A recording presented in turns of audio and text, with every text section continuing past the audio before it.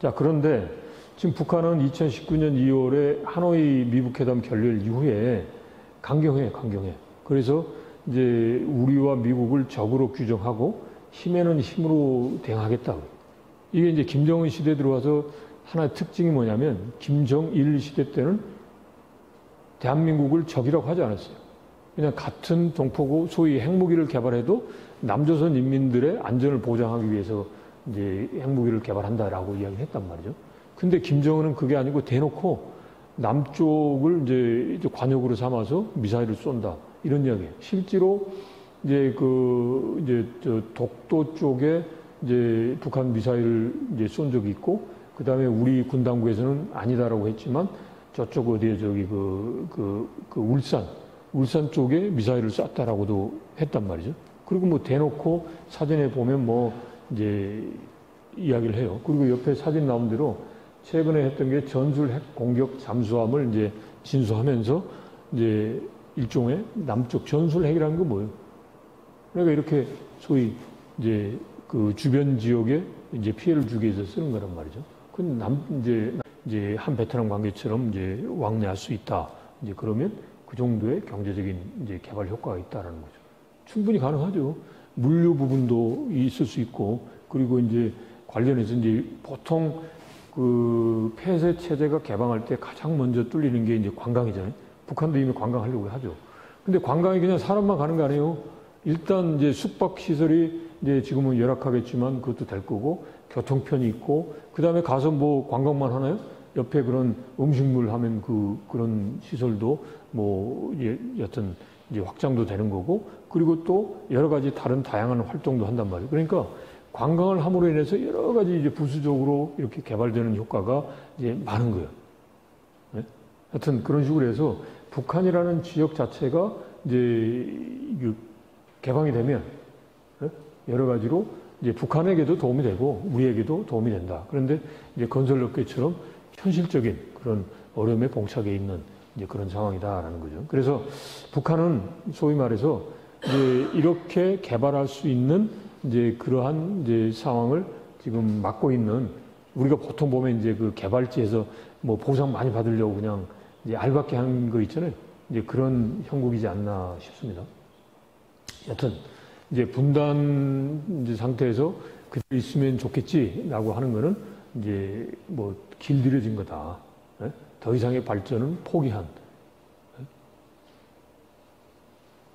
더 나쁘게 말하면 뭐 소위 그 끓는 물에, 엄청 끓는 물에 이제 개구리를 넣으면 뜨거워해서 이제 뛰쳐나가지만, 이게 이제 그 미지근한 물에 쫙 해서 하면은 그러면서 서서히 온도를 높여가면 얘는 좋다 하면서 하다가 이제 죽는다는 거예요.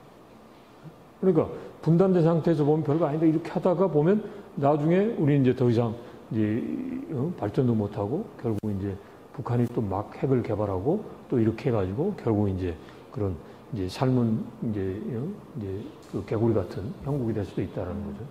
자, 그래서 일단은 분단해서는 안 된다라는데 이제 그 생각을 하셔야 될 것 같고, 그 다음에 또 하나는 지금까지 우리가 이제 북한하고 있을 때 특수한 관계, 이거는 또 뭐냐면 그냥 그 소위 맏형 논리라고 이야기를 많이 하잖아요. 예? 그러니까 형이니까 저 동생이, 못된 동생이 좀 부족하고 또 그다음에 좀 땡깡을 부리더라도 그냥 이제 참아주고 이렇게 하면 자연스럽게 뭐 변하지 않겠느냐. 근데 지금까지 그런 입장에서 했는데 변한 게 없어. 그리고 북한도 그렇게 힘없고 그런 나라가 아니에요. 지금은 핵무기를 가지고 있어서 우리보다 더 힘이 있을 수도 있어요. 네? 그리고 이제 소위 전 세계 그 팩트 시트를 보면 북한의 인구나 그 다음에 그 경제 규모 면에서 보면 55위예요. 한 이제 유엔에 등록된 국가가 190 몇 개더라. 그 나라 중에 55위예요. 결코 적은 나라가 아니에요. 근데 마치 그냥 저 밑에 있고 우리 그건 하나의 이제 기본 어떻게 보면 편견인데 왜 안 돼? 그러니까 지금부터는 그게 아니라 너희들도 소위 우리처럼 이제 내로남불이 돼서는 안 되잖아요. 그러니까 우리에게 적용되는 그런 기준을 같이 하자. 이제 이런 쪽으로. 그리고 또 이제 이 북한하고 어떻게 잘해볼까? 어떻게 좀 그게 아니라 전 세계적인 흐름을 보면서 여기 나온 대로 우리 여기 잘려버렸네. 여기 보면 이제 지도를 거꾸로 이제 세계 지도를 만든 게 이제 그 국제 지도 학회에서 만든 거예요. 거기 보면 우리가 대륙으로도 가지만 해양으로도 가는 중심지 역할을 해요. 그러니까 그걸 하려면 이 한반도에 조그만하게 이게 현미경 보듯이 보지 말고, 조금은 이제 좀, 매크로하게 보고, 그 말은 뭐냐면 남북 관계가 조금은 좀 힘들더라도 전 세계에 있어서의 우리가 소위 그 중추국가로서 성장하는 데 있어서 도움되는 방향으로 가야 되겠다. 그래서 하나 단적인 애가 인권이잖아요. 인권 제기하면 북한이 막 난리치죠. 그러니까 그걸 인권을 제기 안 하고서 남북관계 잘해보자. 그래 놓고 우리가 국제사회에 가서 뭐 하자? 안 되잖아요. 그리고 지금은 이제 세계 국제적으로 이제 하나가 되는 건데, 그런 인권 문제, 그거는 모든 나라가 다, 모든 세계인이 다 지켜야 되는 건데, 북한에게만은 예외로 한다. 그러면 그것도 문제가 있는 거죠. 그래서 여하튼 보편적 기준, 그리고 거시적으로 이제 봐야 된다. 라는 거죠. 그렇게 하면 아무래도 이제 시립스 형벌을 이제 멈추게 하는 이제 방법일 수도 있지 않겠나 싶어요. 근데 이제 또 하나가 뭐냐면,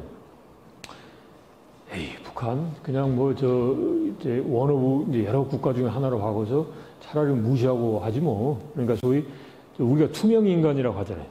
그런 식으로 무시하고 하지. 근데 북한은 안 돼. 붙어 있는데 뭐 떼어내 버릴 수도 없잖아요. 이게 약간의 좀 농담조인데 제가 현직에 있을 때 이제 이런 생각도 해봤어요.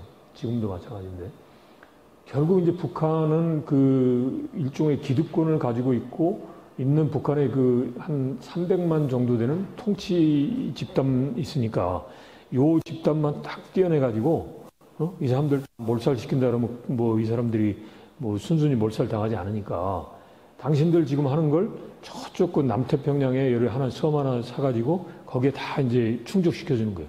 그러면서 당신들 거기 가서 살아라. 그리고 하는 거 우리가 다 그 지원도 해주고 먹을 거 뭐 다 줄 테니까 거기서 살아라. 그러면서 이제 애꿎은 이제 북한 주민들 저렇게 못 살게 하지 말고 통일하자. 이렇게 하면 어떨까라는 생각도 했어요. 근데 그거는 상상 속이죠. 안 돼, 안 돼. 그러니까 북한은 떼어낼 수가 없어. 근데 이제 우리가 그거죠. 뭐 그런 안보 위협에 대해서 너무 자주 있으니까 그냥 무덤덤 하는 거예요.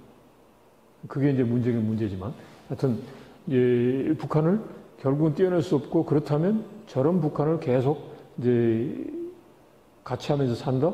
시지프스의 형벌을 계속한다? 기성세대? 여러분들까지? 그거는 정말 바보스러운 선택인 거예요. 뭐 변화해야 돼. 그래서 이제 우리는 싫어도 북한하고 협력하고 대화를 해야 되겠다라는 거. 내가 싫다고 해서 그냥 투명인간처럼 무시한다? 안 되는 거예요. 네. 그러려면 결국 북한을 변화시켜야 되고 그 변화는 하루아침에 이루어지는 게 아니라 서서히 변화할 수도 있겠다. 개방. 그런데 그 북한의 변화는 개방에서부터 출발한다라는 거죠. 먼저 이제 북한 사회가 공산국 국가인 중국, 러시아, 베트남처럼 국제사회 개방하는 체제로 변한다. 자, 정치하고 경제는 분리해 생각할 수 있어요. 지금 이제 공산주의 체제를 표방하고 있는 이제 국가들이 많죠. 이제 뭐 중국, 러시아, 베트남.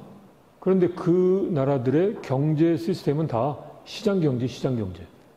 그래서 유명한 여러분들 많이 들어보셨던 이제 소위 중국의 흑묘, 백묘론이죠.